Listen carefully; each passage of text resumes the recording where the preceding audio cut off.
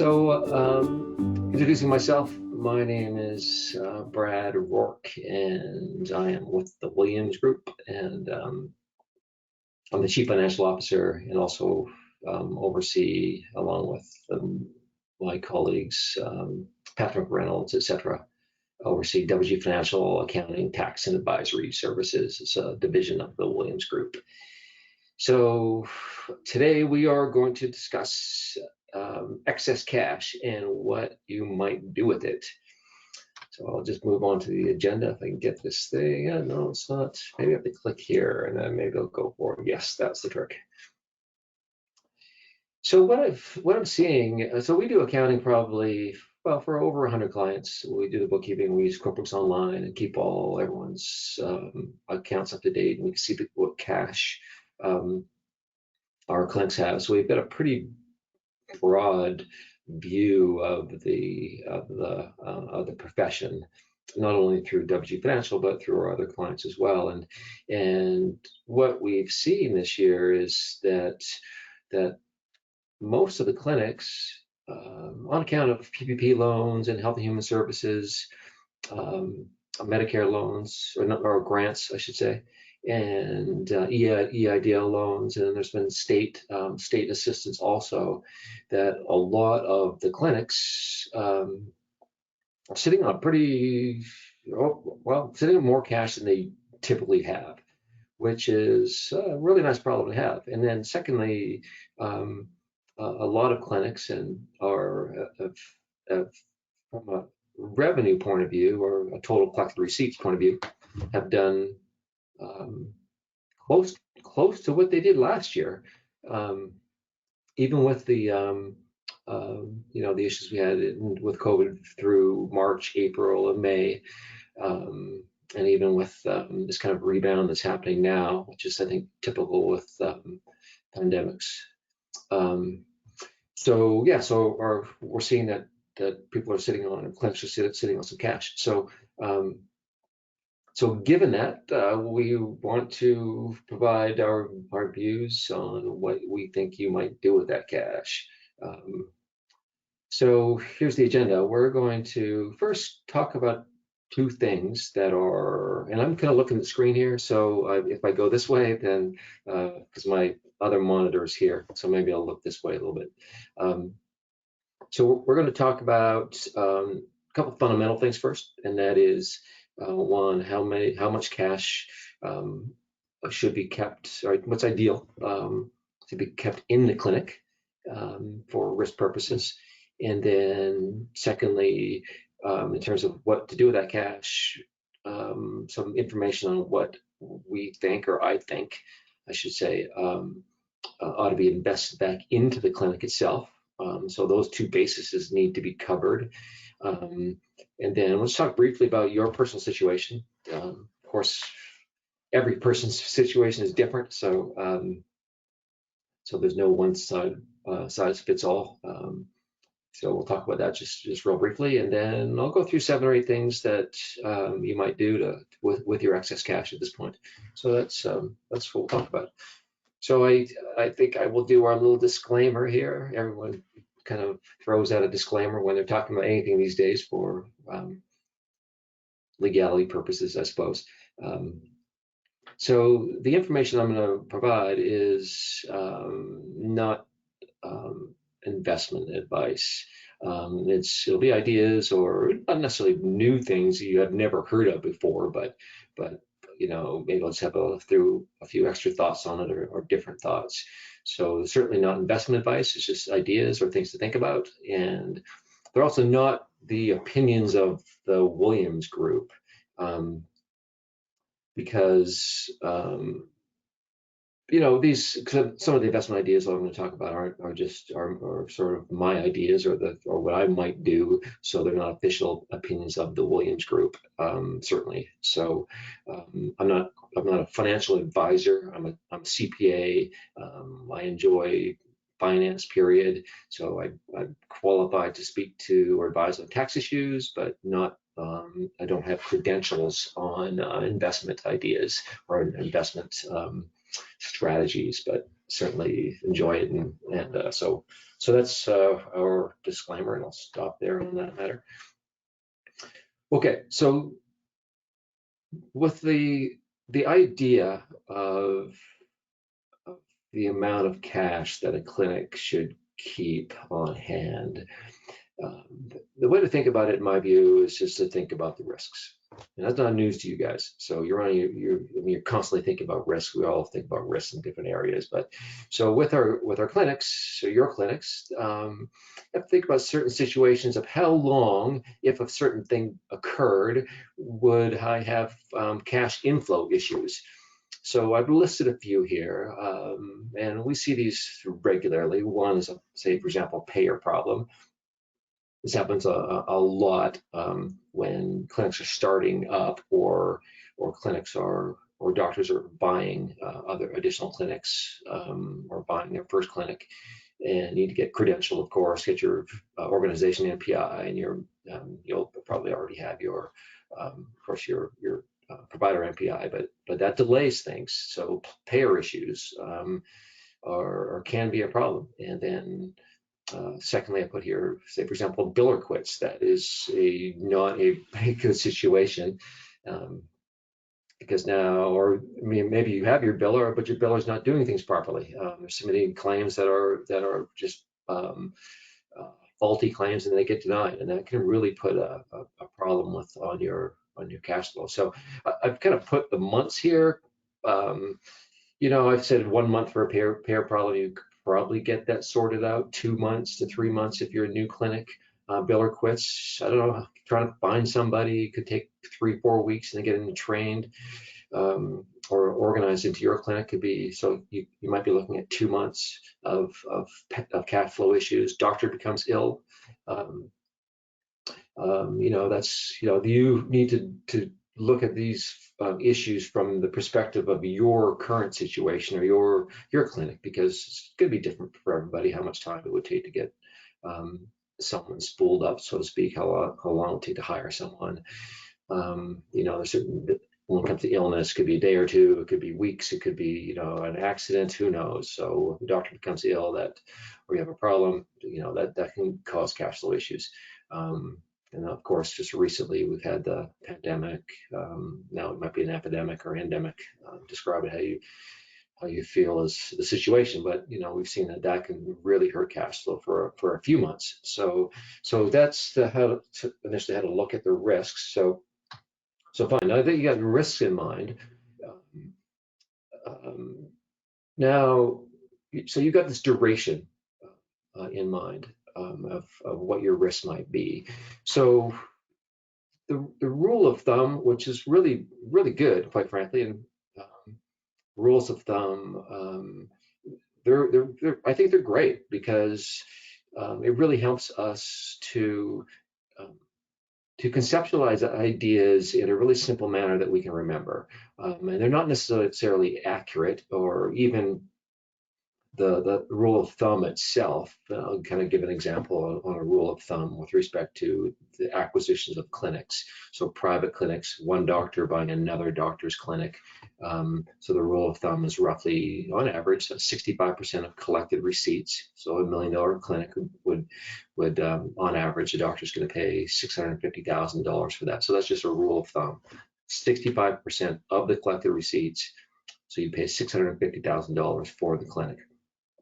So as a rule of thumb, but that rule of thumb is not a direct relationship to what a practice is worth. It's just some notional idea about what a practice would be worth, but it works out pretty well when you actually do the math, because clinics are worth a multiple or a discounted cash flow of their cash flow, not of their collected receipts. Because if you got one clinic and they just do professional, no optical whatsoever, their cash flow could be potentially just as much as a clinic that does $700,000, so a $500,000 clinic doing only professional services, no cost of goods sold. They could be almost as profitable, if not more, than a $750,000 or $800,000 clinic.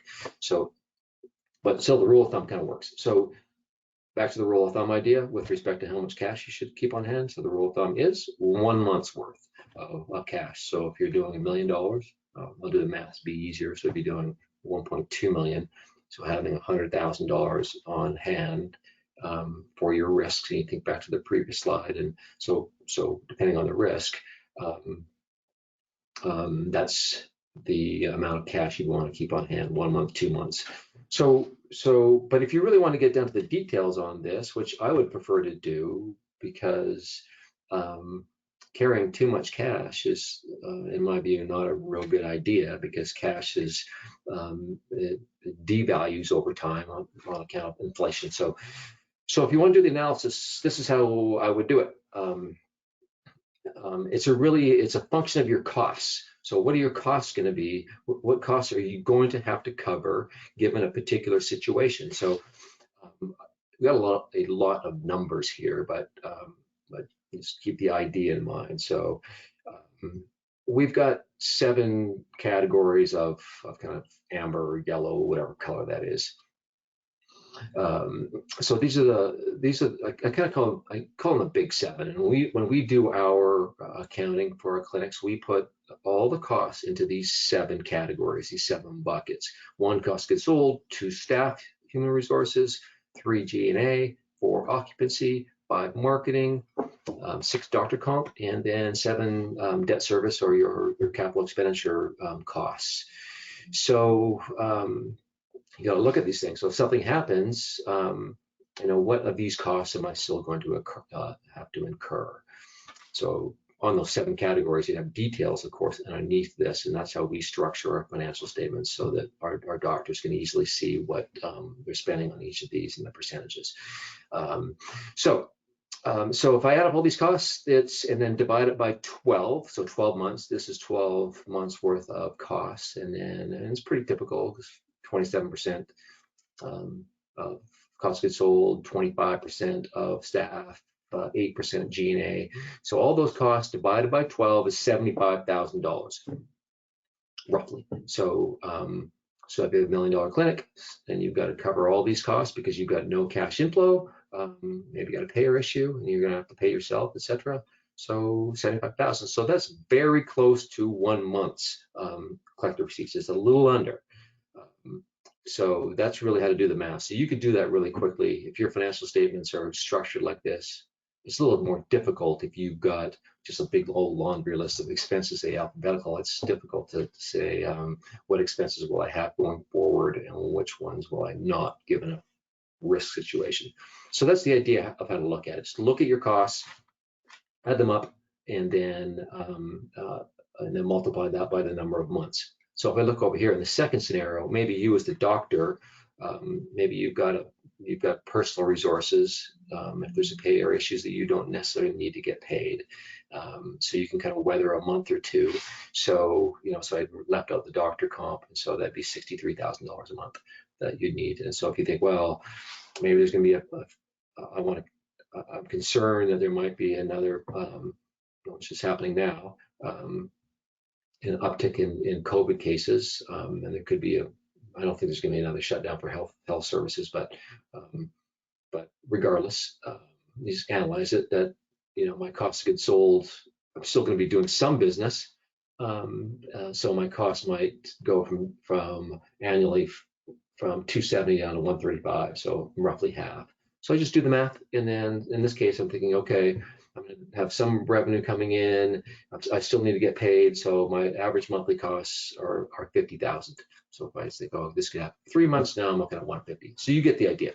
So the rule of thumb: one month's collected receipts. That's fine. So so it's based on each individual situation. I personally would say that because you've got your accounts receivable, that's probably, if you got a situation, you've probably got maybe up to a month of AR that's going to come in, and then so then if you have roughly a half a month's worth of cash on hand, I personally think that's enough, because the ideal amount, as I was saying, the ideal amount of cash to have on hand is 0. And the reason why it's 0 is because, as I mentioned, holding cash it's just devaluing. So it's better to have it invested or put into something that's actually working for you. So if you got personal assets, so you've got some stocks that you liquidate, or you've got a personal line of credit or a line of credit with a company, So that's how you should look at it. So just what's your costs, add them up, and then having that in mind just lets you go forward with confidence that, okay, I know I've done a little analysis of how much I think I might need given a risk scenario, and so I've got that in my mind, and so I can move forward confidently. So because it's way better to do that knowing what your decisions are. You could be wrong. We're wrong a lot as humans. We just are. We don't know. So, but it helps us that we have a number in mind and we've made the decision and we know, okay, we can adjust it if something happens. So that's all I'll say there on the amount of cash to carry. So the second basic idea is to, with respect to investing your cash, is I need to be investing cash back into my clinic. So this is not news to anyone, I'm sure, but let's just go over the basics first before we talk about what we might do with the cash. So in general, clinics will have, you have to have a certain amount of capital invested in your clinic at all times. So you're going to have diagnostic equipment. You're going to have your leaseholds that even if you own, you're still going to need to improve the space. You have dispensing tables, they get kind of old and worn, frame displays, etc. So this amount of money needs to be invested in the clinic at all times. It's not like, say, a consulting business or an accounting business like ours, where we don't have capital costs other than human resources. But you do. So you've got to replace those over time. So the way I like to look at this is, and you can just do this on your own, and it's very useful exercise to go through. So just to add up all the equipment that you need, that changes a little bit, but you know what your number is, depending on the size of your clinic and what your leasehold improvements are, what your dispensing tables would cost, frame displays, etc. And add them all up and say it's, in this case, $427,000.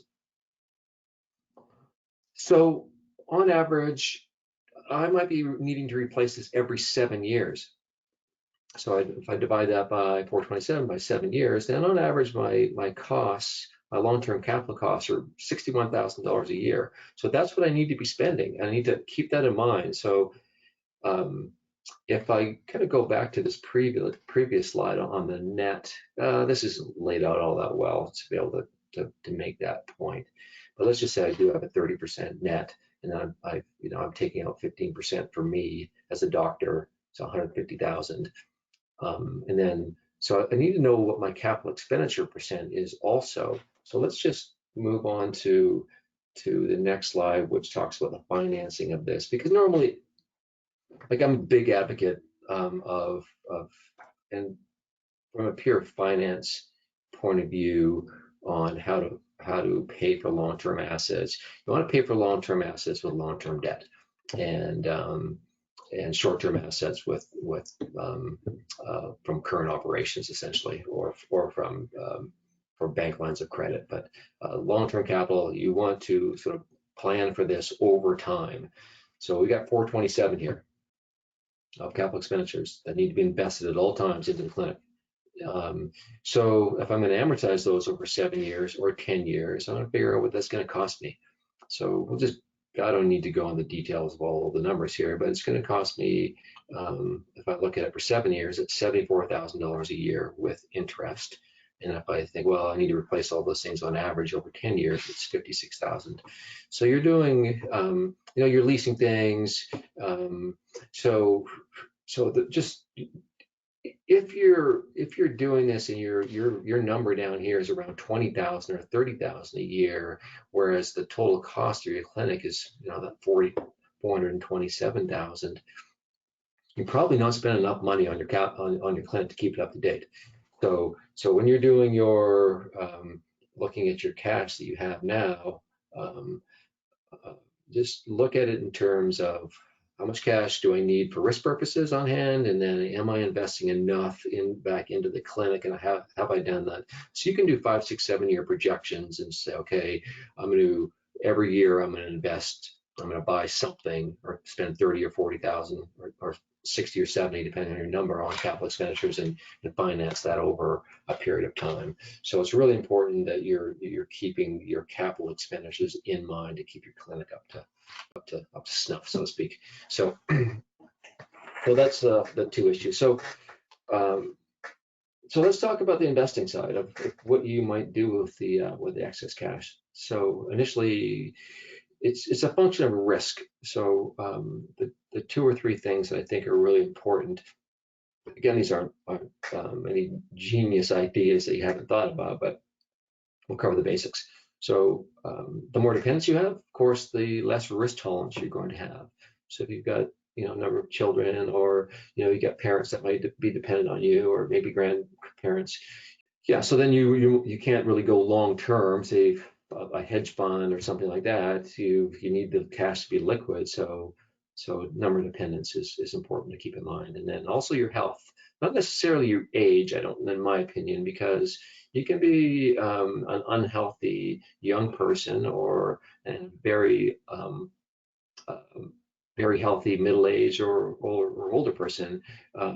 So and that's a function of how can I continue to generate cash? Because if I get ill or have a problem, my cash inflow is going to stop. So I kind of look at it based on my health rather than necessarily my age. And also debt service. How much debt am I carrying? Because the more fixed payments that you have every month relative to your cash inflow. So if you've got, including your personal expenses, if you've got $100,000 coming in of cash flow every month, and you're up to 95% of fixed payments you have to pay, that's a risky position. So so just how much debt you have is something you need to keep in mind. And like I mentioned already, I'm a proponent of debt. Some people aren't. People want to be debt free, and that's fine. That's a very, very risk averse way to function, especially in our very complex and sophisticated financial environment. Debt is used heavily by all companies, by all major companies. Because basic idea is if I can borrow right now, the treasury rate is 10-year treasury is under 1%, so it's at 0.92 or 0.93, somewhere around there. So if I can borrow at 2 or 3 or 4, and then I'm pretty confident over time I'm going to generate. So I'm paying 4% or 5%, but I'm earning 12 or 13 or even 20, then I'm going to borrow. But then I'm just going to keep these other factors in mind. So that's all I'll say about your personal situation. Okay, one last thing before we talk about investments, investment strategies, or things you might consider investing in. So on account of PPP this year and the Health and Human Services grants, potentially even some state grants, and even some vendors, like I know VSP, for example, has been giving some grants out to their membership, so to speak. So with PPP this year, everything like I'll just give a brief example. Say you get $150,000 of PPP, and then $50,000 of Health and Human Services Medicare grants.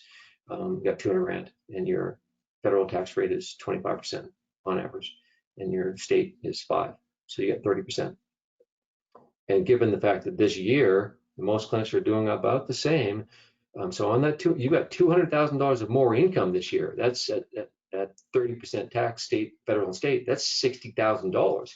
So if at the moment we're doing this for our clients now, we've got a number of them out. We've got a number still to go for our tax clients. Is to let them know what we think their tax liability might be.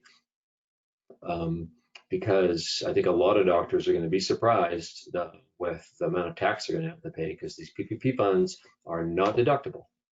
So you spend $150,000 on payroll, and you deducted that on your P&L, but your PPP loan is still sitting on your balance sheet because it hasn't been forgiven yet.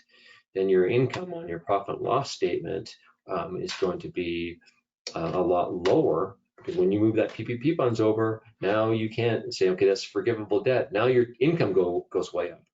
So I would just check with your accountant where you think you're going to be, because you don't want to take any money out and invest it in something long term, and then suddenly, oh, I've got this big tax bill and I don't have any cash to pay it.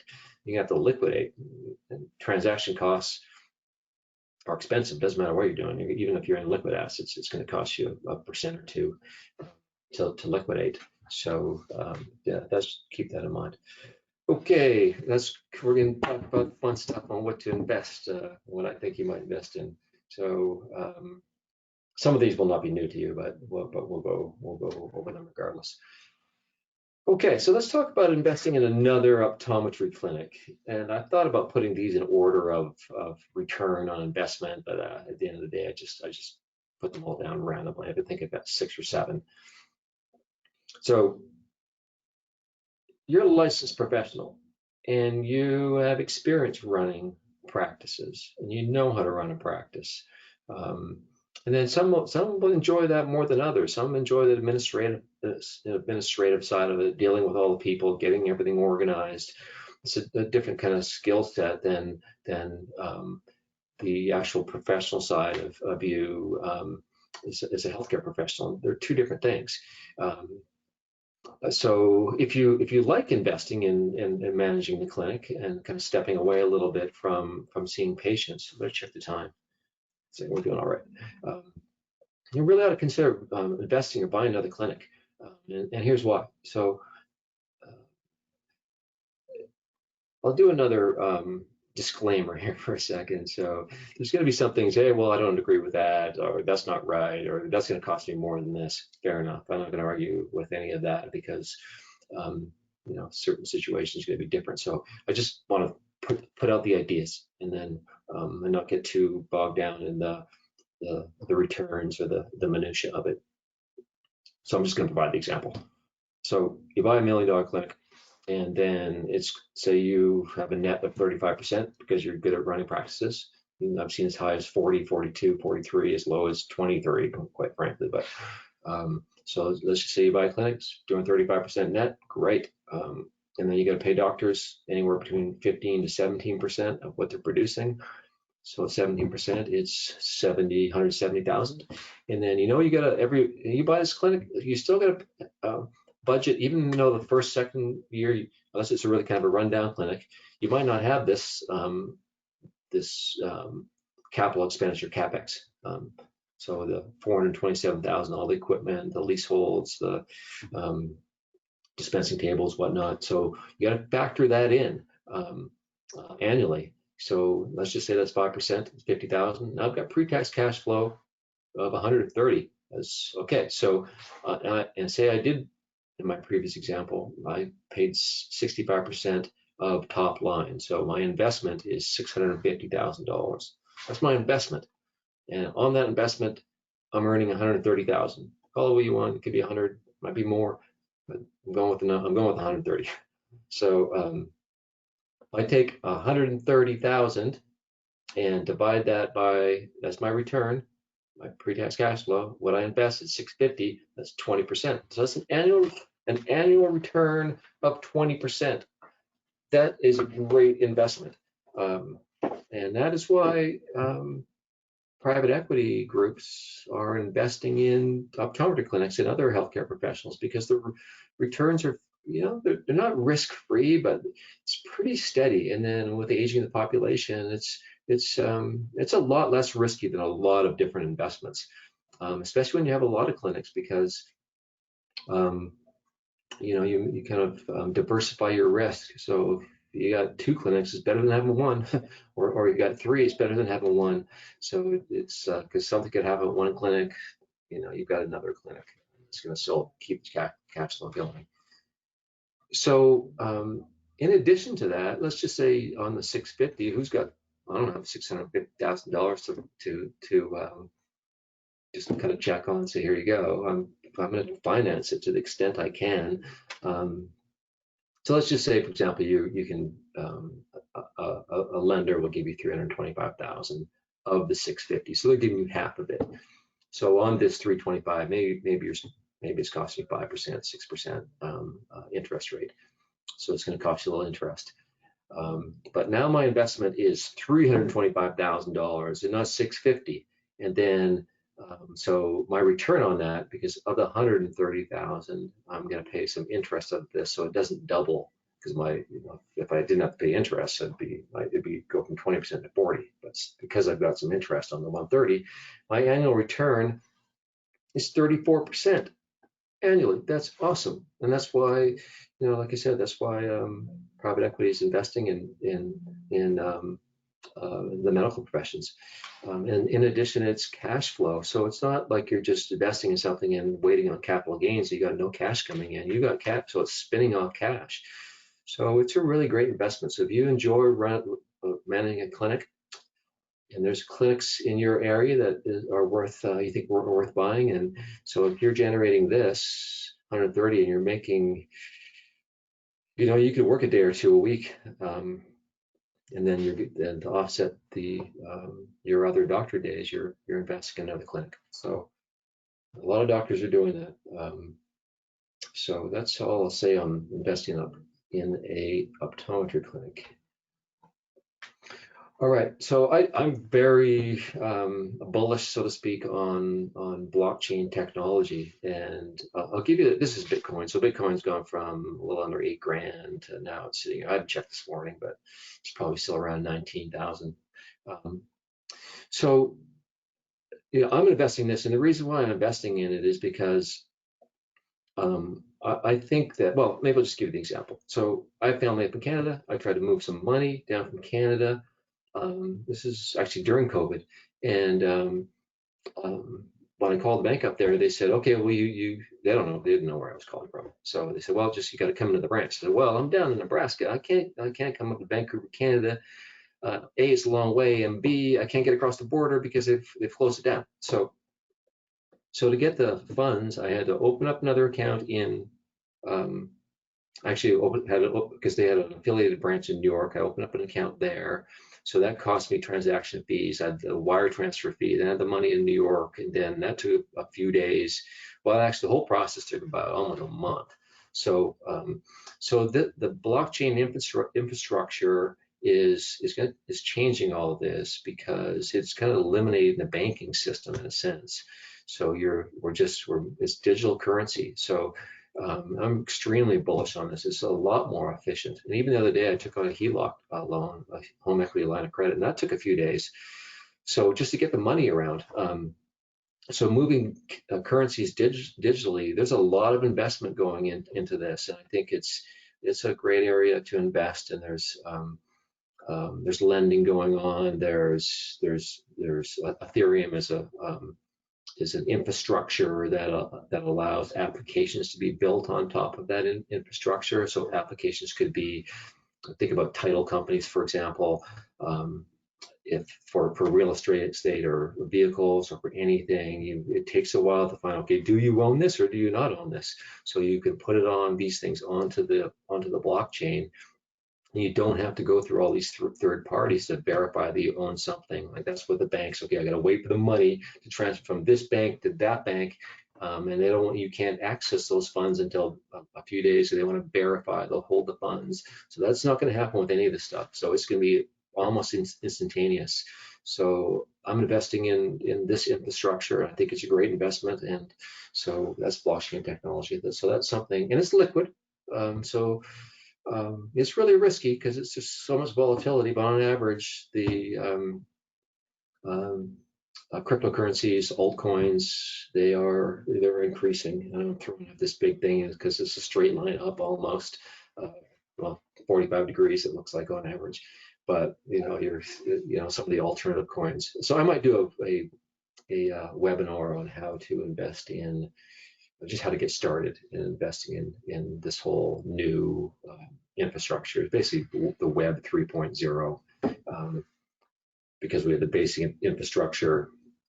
Then we moved from just working locally on your computer to web applications, and that's where corporations owns the data. So you're moving data back and forth between your bank or through Intuit or through Google or whatever. They're storing the data. So that's 2.0. 3.0 is decentralized. So there's computers all over the world, and then they're functioning based on the logic within a lot of AI and whatnot going on. So blockchain, I think it's a great place to put some of your capital. Third one, equities. I think U.S. equities. I put up an example here of Biotech.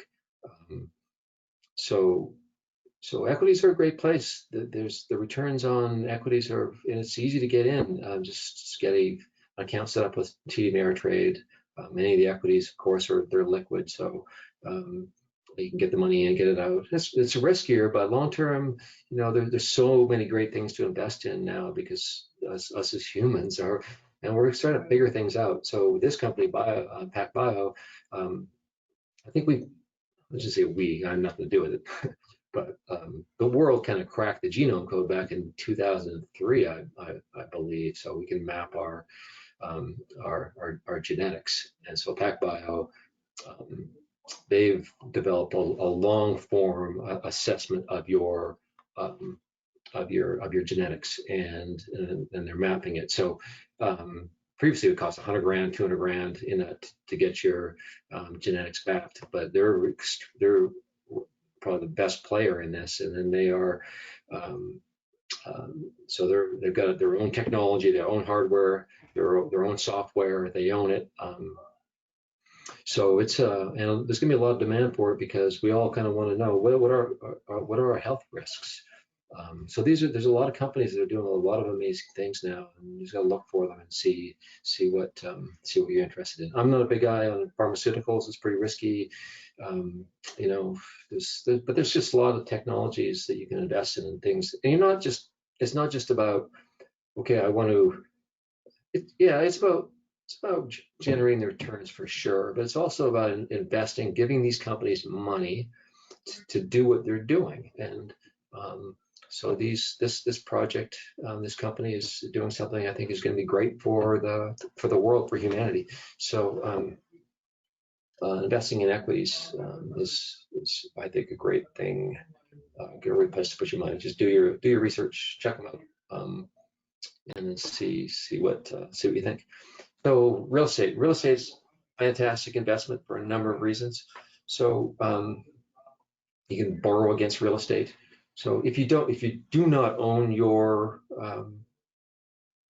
clinic, the property, the land and building that you're functioning out of, I would definitely make it a goal to own. And you can buy the building that you're in or relocate, because basically what the cap rates are, that's the average. There's lots of different angles, way to look at it, but I'll kind of frame it this way. The cap rate describes the amount of return that the investor in a piece of property or real estate expects to get every year. So if you're renting, you're paying the cap rate, the extra return, to the person that's invested the money. So say you're renting. That's because a number of different reasons. There's lots of reasons why you might rent, but you're probably paying on average an additional 7% above the person's cost to own it. So if you own the property, you're not paying that. Essentially, you're saving that. You're earning that yourself. So you're earning the cap rate. So this is Q2 2020. So office class BC is cap rates around across the nation are 7.5%. So you're generating that.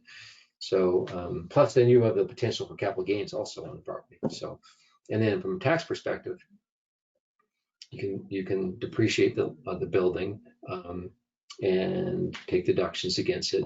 So a lot of people are heavily invested in real estate because they have large deductions, and then when people pass away and then contribute the assets to their families, it steps back up to fair market value, and they can depreciate it all over again. So real estate is great to be involved in. You borrow against it. It's really secure. The land's not going away.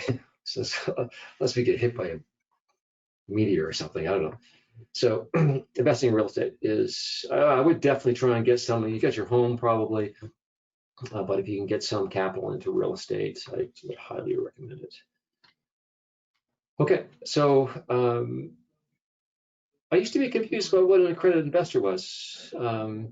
And I thought, okay, well, because usually things that are accredited, you actually get accredited by somebody or someone. Like I'm a licensed CPA, and so I have that accreditation through the American Institute of Certified Public Accountants, and then of course you're doctors and you're licensed through your state. So you're kind of accredited in a sense.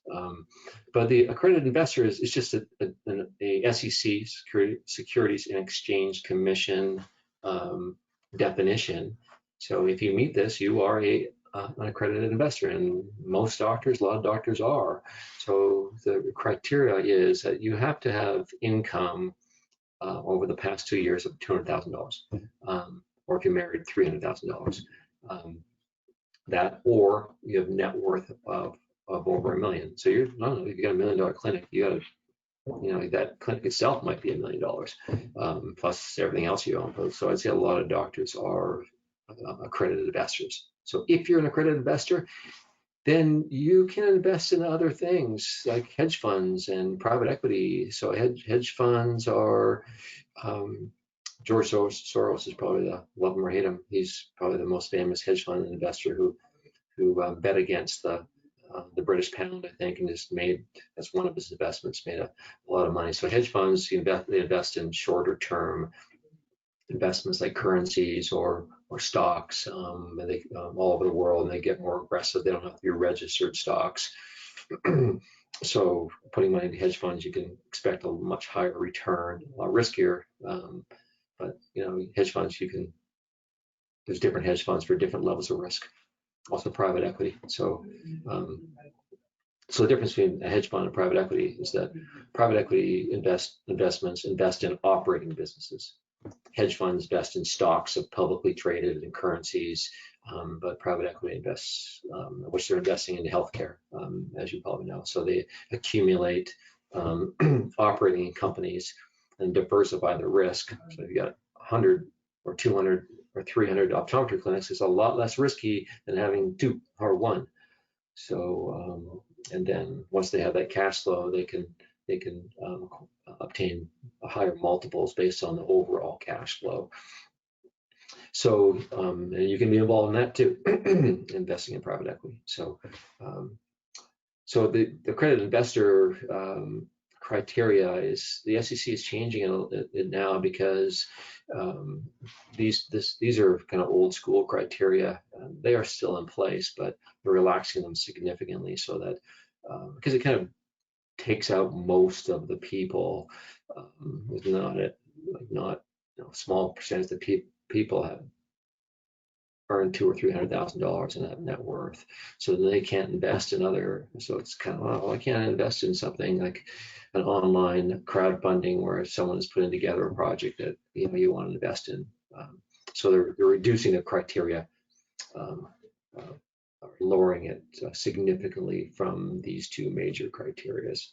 So if you're looking for higher returns, you're probably an accredited investor, so you can get into more higher return based investments than just Wall Street, very like going with your brokerage house. And then these are highly regulated. They have to kick out quarterly earnings and annual, and they audit it, and there's a lot of expenses and all that. So you can diversify. Okay, a couple more things. I'll check my time again.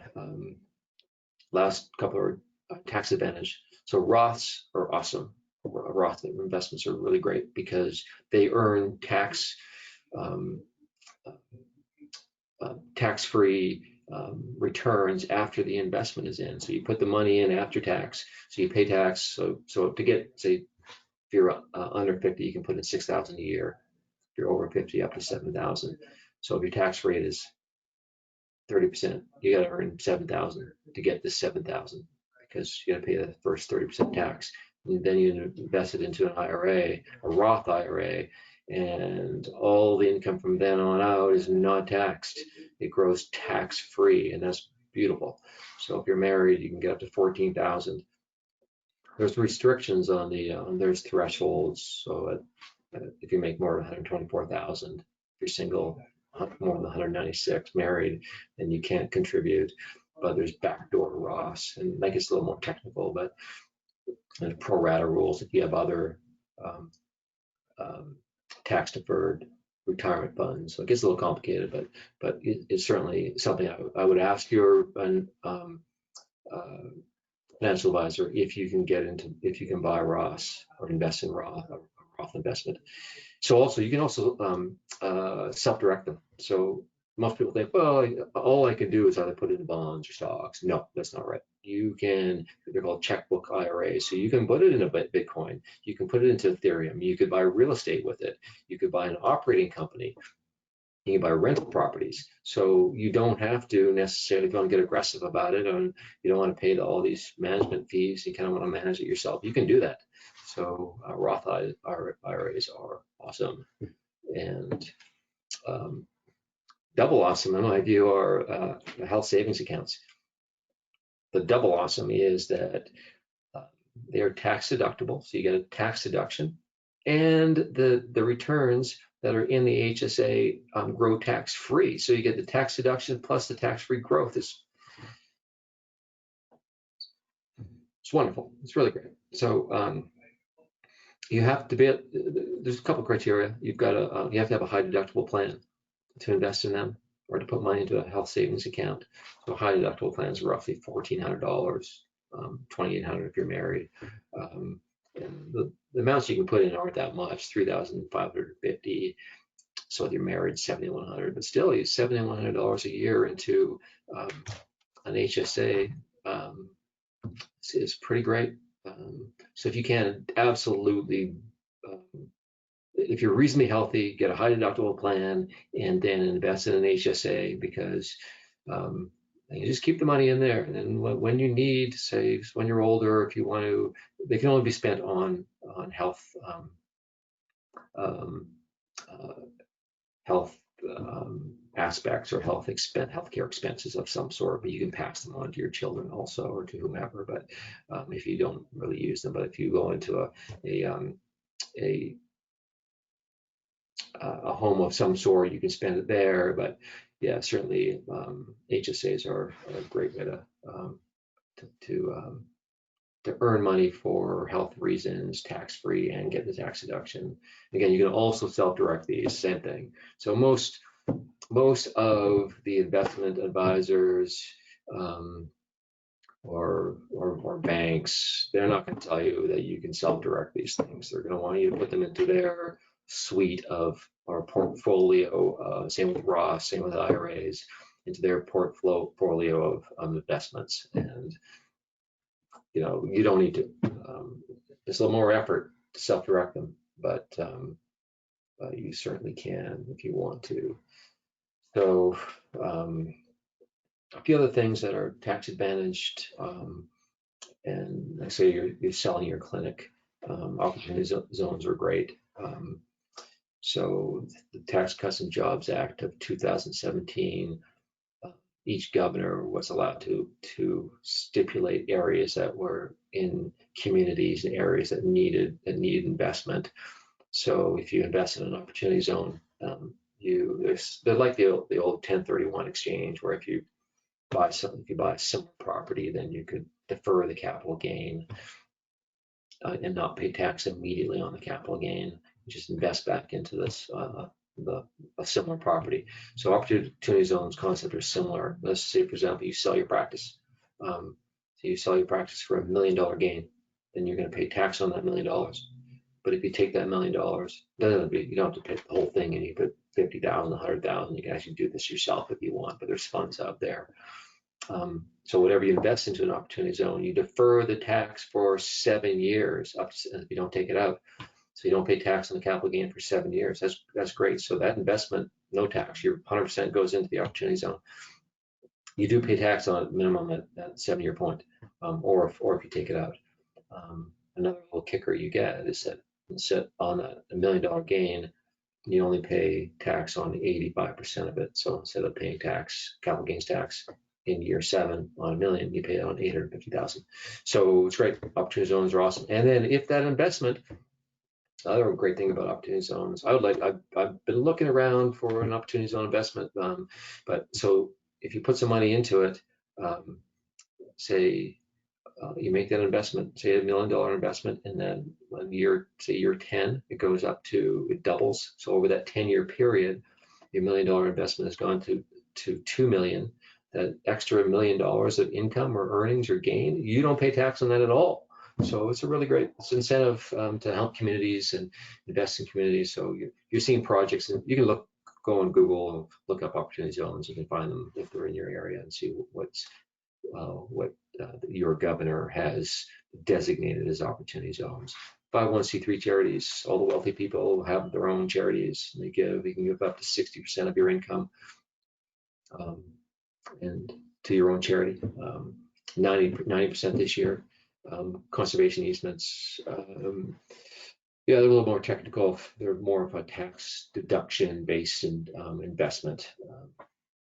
Real estate, we already talked about. Oil and gas is your interest in oil and gas. Energies, they're great investments because you have a lot of deductions up front on these partnerships. So those are a few tax advantage investments that you could look into. So that's about it. So I got one recommendation on all this is, now this I can recommend because I'm an accountant, or advise on, is to maintain a personal balance sheet. So I do. I've got my personal, all my personal bank accounts, whatever. And some of you use Quicken. I use QuickBooks, QuickBooks Online, and I've got a balance sheet. So I know how much cash I have, and then I know what I've got invested in, say, cryptocurrencies or equities, and then my house. For you're going to have your investment in your clinic. So having a balance sheet, and you can do it real easy. You just get a spreadsheet and put down what amounts you have in these various things. And then you can look at the percentages. How much do I have in cash? How much do I have in equities? How much do I have in retirement? How much do I have in my business? How much do I have in property? And you say, well, should I or can I? Maybe I've got. Maybe I'm too risky of a position, or maybe I'm not investing aggressively enough. So obviously, part of the balance sheet is not just the assets. You then also list your liabilities, of course, which you owe on your residence and whatnot. Any liabilities you've got, you know what they are. So just list them all out, and then you've got your net equity. And then also you can see if you're an accredited investor. You got your assets, all your liabilities. Is my net more than $1 million, or is it not? And with your clinic, you put it at fair market value. So what do you think it is? Maybe it's worth 65%. Maybe it's worth 65% of collected receipts. Maybe it's worth, if you think you might sell the private equity, it could be worth 100% of your collected receipts, or 120%. So just see where you're at. And maintain a personal balance sheet. I also do a P&L. I'll put my own, so all my expenses, I just have it running through. So I see what money I've got coming in from my employment income here and whatever else, and then look at what I'm spending my money on. So I would love to kind of offer a personal accounting service for doctors, just because it's really, really valuable to know where you're putting your money. It's worth the cost because, I spent X amount of money going out for dinner. It's difficult to go out for dinner now because most places shut down. But you can see what you're spending your money on. It's very useful information. The cost to have that done, I think, or the benefits way outweighs the cost of having it done. And also, I'll plug us right now in terms of our accounting and bookkeeping service. So we see some pretty horrendous looking financial statements. You can't make decisions on them. Whereas we keep our clients' books up to date. We have balance, so we have the balance sheet. Here's your cash. This is how much you have in inventory. These are your capital assets, and these are your liabilities. We keep all up to date. And then on the profit and loss statement, we have the big 7 I mentioned: the cost of goods sold, G&A, occupancy, staff costs, and what percentages those are. And we keep them up to date every day. So, and then we have a cash flow statement also, because your debt payments are applied against the loan. So your profit and loss statement is not a cash flow statement. So having a cash flow statement. So we provide all that for our clients. So it's really helpful just knowing where you're at financially. And then once you get used to looking at the stuff, it's kind of addicting. For me, it's a little addicting, because I just like looking at financial things. So if you don't, then that's all right. So I will say that from a financial point of view, in this last comment here, that that leaving wealth to posterity, I think it is a very noble goal, because you're investing in things, your clinic, in equities, say in blockchain technology, crypto, same thing, in things that are going to be good for the population, for posterity, so investing wisely. I think it's I think it's fun. It's interesting. You find out what's going on in the world too, with different things when you're investing in different things. So, and then if you're leaving money, it doesn't matter if it's 10,000, 50,000, 100,000, a million, I don't know, whatever you're leaving to posterity, your family, then you have a vested interest in their lives, because you know that you're going to give them something, and so making sure that they're educated, they're prudent, because you're way more invested in wanting to help them be better people or good people, so that when you hand down the wealth that you have to them, that they're going to use it for good, to help mankind, to help people. Yeah, it's a noble goal. I don't think I don't have a problem with people wanting to get wealthy. I don't like the idea. Well, it's the best thing to do. Some people say is die with zero. Well, that means you're spending everything on yourself. I don't know. Maybe if you're traveling and doing all that kind of stuff, it's great. It expands your mind. So that's all great. But there's a balance, I think, to doing those things. And this is not new to you guys. You know that. So that's times. It's yeah, right at the top of the hour. So it's good timing. So thank you. I appreciate your time today. Certainly give me a call. It's my cell number here. Call me on my office line.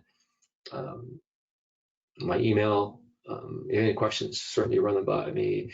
We're taking accounting clients and tax clients also. We just hired a CPA who's got a lot of tax experience also. So same as Archie Keebler, and then Patrick McReynolds. He runs the operations of our accounting team. Who's frankly, he's awesome. So yeah, any questions? Certainly give me a call, send us an email.